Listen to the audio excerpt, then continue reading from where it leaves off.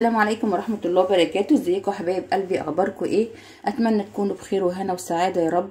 حبايبي النهاردة ان شاء الله هنعمل مع بعض الفايش بتاع الافران السريع، اللي هو احنا بنروح بنجيب النص كيلو ب30 و35 جنيه.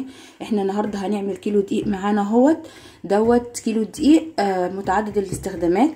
ومعايا هنا النهارده اهو اللي احنا هنحطه على اللي هيخلي بقى الفايش لونه جميل، الكركم بتاعنا. دي معلقه كركم كبيره بمعلقه الطعام اللي هي المعلقه دي اهي، بنعاير بيها اهوت.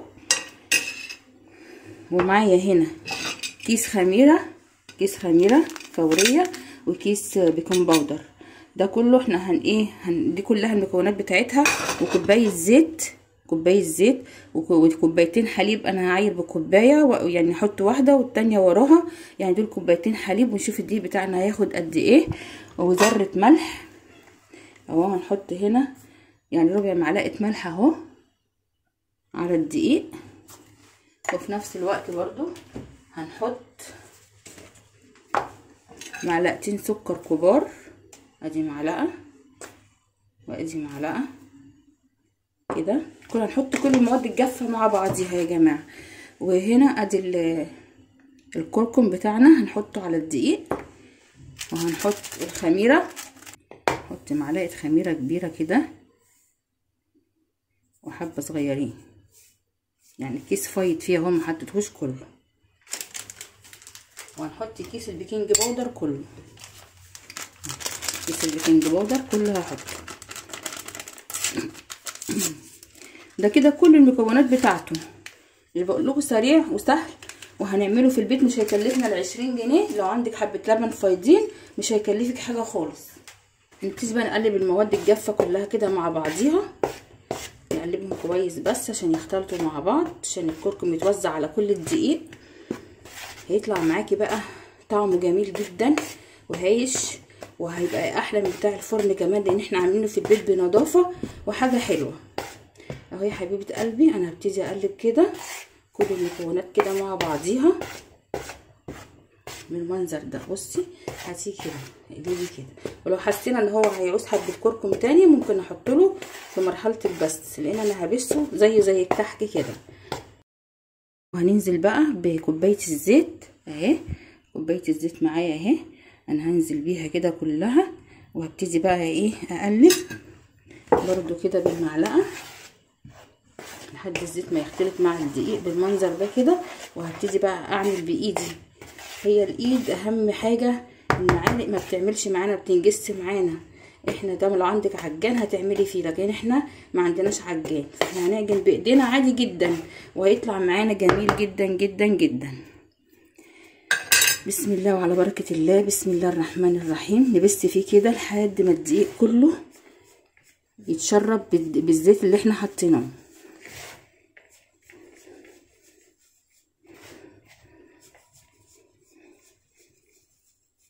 اهو انا حطيت يجي نص معلقه تاني اهو، وهوزعهم برضو على الدقيق برضو. انا عايزه اللون بقى بتاعه زي بتاع الافران كده الجميل ده، عشان مش عارفينه اللون المصفر الكناريا ده. انا عايزه اللون ده كده اهو، كده حلو اهو.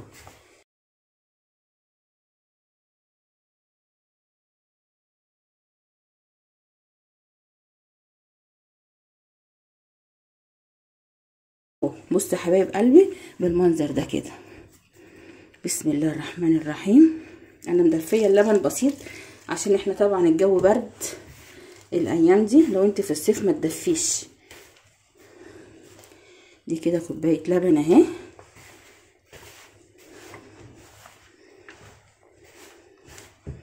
جيبي التانية. دي الكوبايه التانية اهي، مش هحطها كلها، احط حبه بحبه كده واشوف على حسب العجينه ما تاخد. ما تحطيش كل العجينه كل اللبن مره واحده عشان العجينه ما تطرش منك وتبوظ. احنا عايزينها عجينه لا طريه ولا يابسه، يعني عايزينها عجينه متوسطه، مش عايزينها طريه ولا يابسه اهو. انا هبتدي برضو الم كده الدقيق اللي حوالين الطبق بالمنظر ده، وهنزل برضو بحبه تاني اهو على كل دقيق يا جماعه حسب نوعه. في دقيق ممكن ياخد الكوبايتين وياخد فيهم معلقتين 3 ميه، وفي دقيق ممكن ياخد الكوبايتين، وفي دقيق ممكن ياخد اقل من الكوبايتين اهو. ده شكله كده هياخد معايا كوبايتين، وهنشوف برضو لو احتاج ميه تاني هنحط له.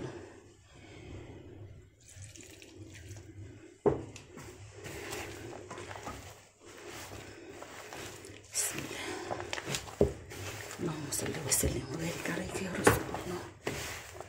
طول ما انتوا بتعملوا حاجه كده بالذات العجين اقعدوا سموا بسم الله كده وصلوا على النبي، الحاجه هتطلع منك زي العسل.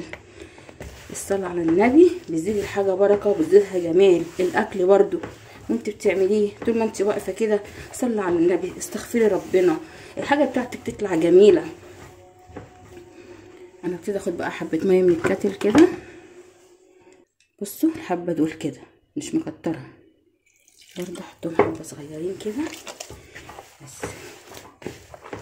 نعجني بقى يا حبيبه قلبي فيها على قد ما تقدري، 10 دقايق ربع ساعه، اهم حاجه العجن بتاعها تطلع معاكي العجينه جميله، وهتطلع معاكي احلى فايش هاشش وجميل. بصي يا حبيبه قلبي ايديا يعني على حد ما فيهاش عجين، انا قعدت اعجن فيها يجي ربع ساعه. بصوا منظر الطبق نضيف من تحت ومفيهوش اي عجينه، كده تبقى العجينه بتاعتي ناجحه 100%. دلوقتي انا بقى هبتدي احطها كده، اقلبها كده، شايفين العجينه جميله ازاي؟ شايفين؟ تحفه. هبتدي بقى اقلبها كده واسيبها في الطبق وهغطيها بورق الاسترتش واسيبها تخمر ساعه زي ما تاخد بقى. انا عايزاها تملى الطبق كده عشان تبقى معايا ناجحه.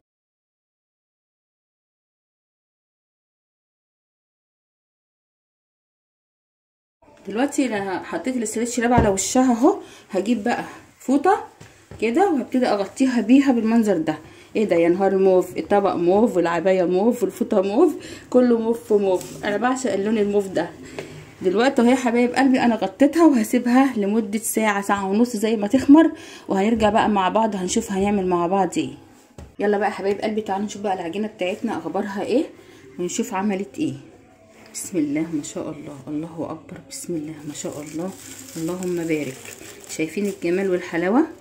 شايفين؟ خلوها تخمر تاخد يعني حقها في الخمر عشان تطلع منك جميله، والفايش يطلع هايش ويعني مش معضم. بصي شايفه الجمال؟ اللهم صل وسلم وبارك عليك يا رسول الله. هنلم بقى العجينه تاني كده ونروح واخدينها مقطعينها وهنسيبها برضو تخمر تاني، يعني بعد ما نقطعها هنسيبها تخمر تاني. نجيب بقى الصينيه اللي احنا هنقطع فيها العجينه، نشوف بقى هنقطعها ازاي. والله سهل جدا جدا جدا، اي حد ممكن يعمله بمنتهى السهوله.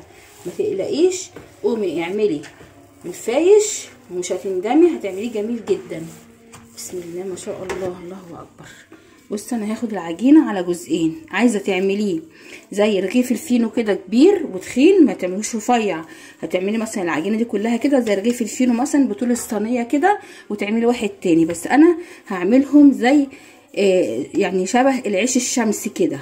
شايفين؟ انا هعملها كده اهو كده، واحط هنا دي كده والتانيه زيها اهو برضو نلمها كده اهو. بسم الله ما شاء الله، الاتنين كده قد بعض اهو.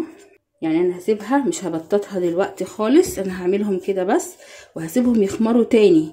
يعني انا عايزاهم يعلوا، وفي المرحله دي بقى انا هكون ولعت الفرن، هسيبهم يجي ربع ساعه تاني يقبوا ويخمروا تاني، وهنيجي ايه نفردهم، وبعد كده هندخلهم الفرن. ولما يطلع من الفرن هوريكم هنعمل ايه بقى، لسه بقيه الخطوات بتاعته.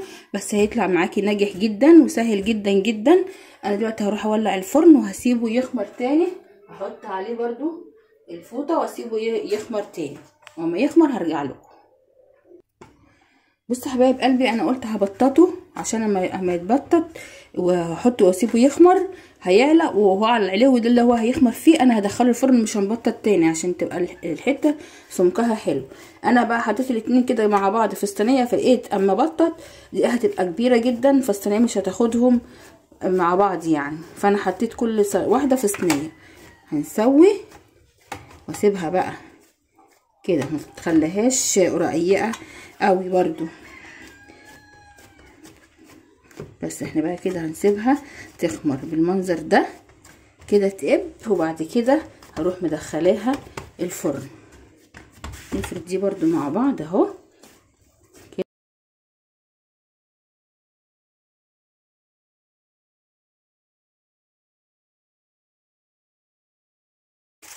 هغطيها اهو برضو وهسيبها تخمر براحتها على ما التانية ندخلها الفرن وتستوي وتطلع.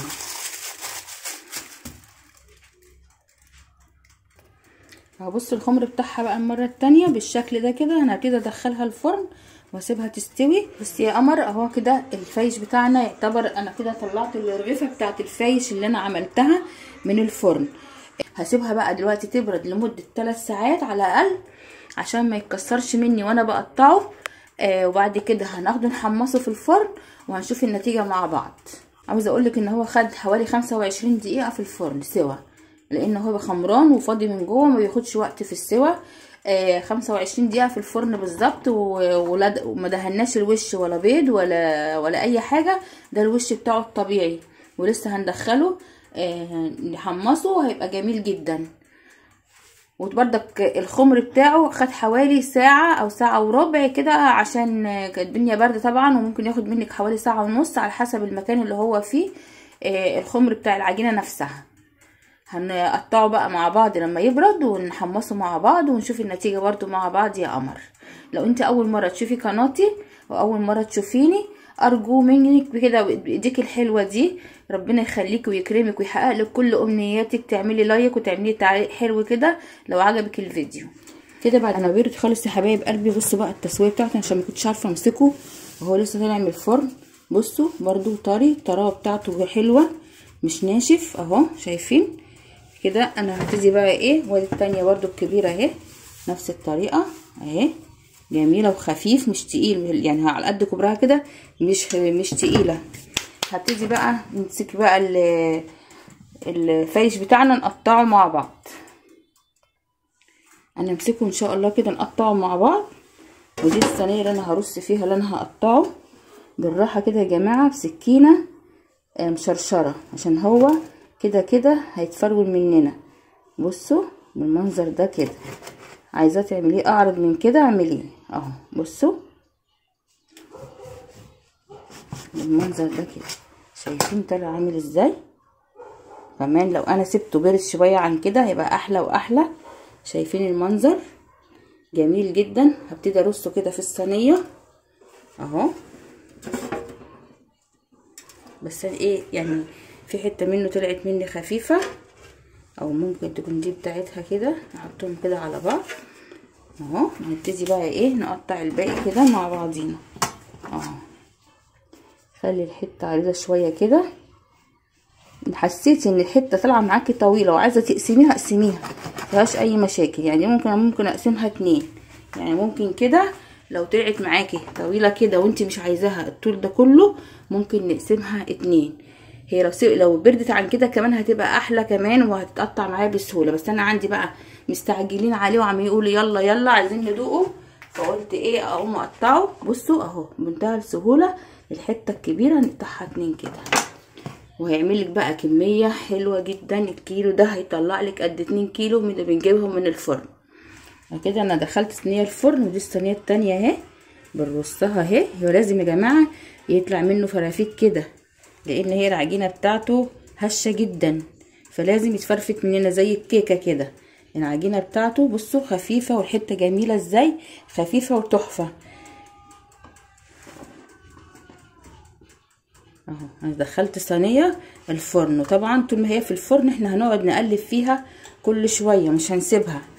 وبرده وانت بتشيلي كده حاولي لقيتي حته ماسكه ببعضيها كده سلكيها بالراحه كده بالسكينه وشيلي بحيث ان هي ايه ما تطلعش منك مفتفته. شايفين الجمال تحفه والله تحفه، احلى كمان من اللي بنجيبه من بره كده. انا هستنى بقى اكمل برده بقيه التقطيع واطلع اللي في الفرن ونحط دي، ولما يطلع هنوريه لكم كله على بعضه عامل ازاي. شايفين الجمال تحفه. اهو. انا بقى هسيبه كده يبرد بس شويه، وهنقله بقى في الحاجه اللي احنا هنفضي فيها، وهحط بقيه الفايش في الفرن، واوريكم بقى التوتال كله على بعضه قد ايه، وخد قد ايه تحميص في الفرن. انا عشان الفرن بتاعي كهرباء شغال فوق وتحت، خد مني حوالي تلت ساعه تحميص، او ممكن ياخد منكم انتوا اكتر عشان لو الفرن العادي. وبكده حبايب قلبي يبقى الفاش بتاعنا كله كده خلص ما شاء الله. الكيلو عامل معانا كميه حلوه اهي، شايفين دي كلها كيلو، وعامل معايا كميه حلوه جدا، وشايفين طالع عامل ازاي. كوبايه شاي بقى يلا اهي،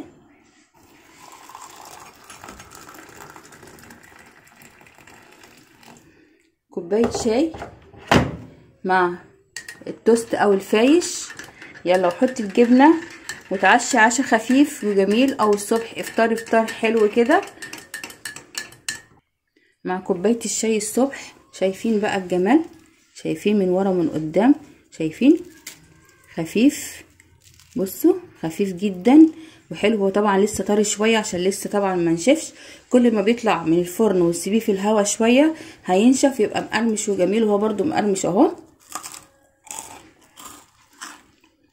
سامعين القرمشه بتاعته جميل جدا وخفيف وحلو جدا ومش مكلف. يلا اعمليه في البيت وجمدي قلبك. المخبوزات في البيت في الشتاء تحفه، وهنوفر الفلوس بتاعتنا، ما نروحش نشتري من الفرن الحاجه غاليه جدا.